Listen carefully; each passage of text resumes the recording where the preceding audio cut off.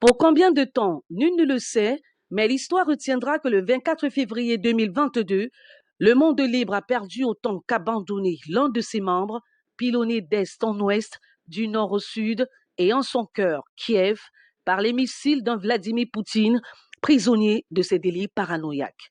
C'est ainsi que commence un article à la une de Libération du vendredi 25 février, article qui a pour titre Ukraine, le scénario du pire. Ce ton dur à l'endroit du patron du Kremlin, presque tous les journaux français l'ont adopté dans les instantanés qu'il présente de l'attaque russe sur l'Ukraine.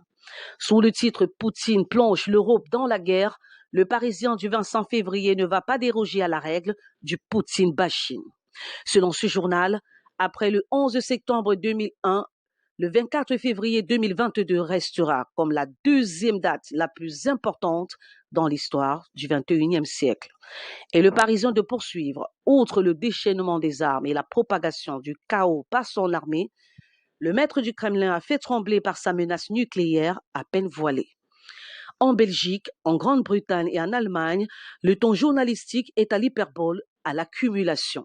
On y déclare sans embâche que l'enfer, c'est Poutine. Plutôt que d'être le chien de garde de l'action gouvernementale, la presse occidentale s'est muée en un matou docile qui suit à la lettre les ordres du maître. De plus en plus décrédibilisée par une connivence de mauvais aloi avec le politique, cette presse se fait complice des acteurs politiciens en jouant à fond les avocats du diable.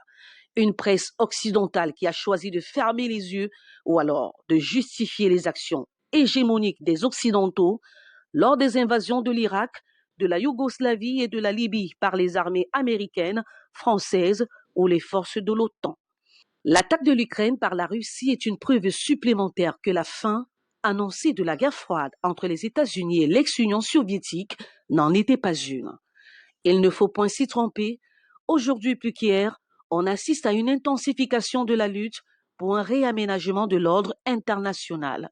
Le verrou de la bipolarisation États-Unis-Union soviétique a sauté pour céder la place à un champ où la Corée, la Chine, l'Iran dans une moindre mesure, Cuba, coalisent avec la Russie contre les États-Unis et ses adjuvants occidentaux.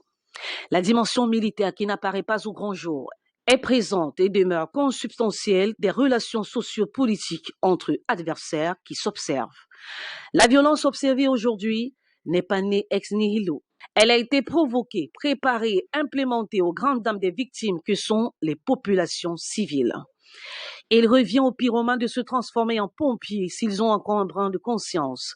L'être humain étant la mesure de toute réalité, il urge que les belligérants sachent raison garder, mettent leur ego de côté et reviennent illico presto à la table des négociations.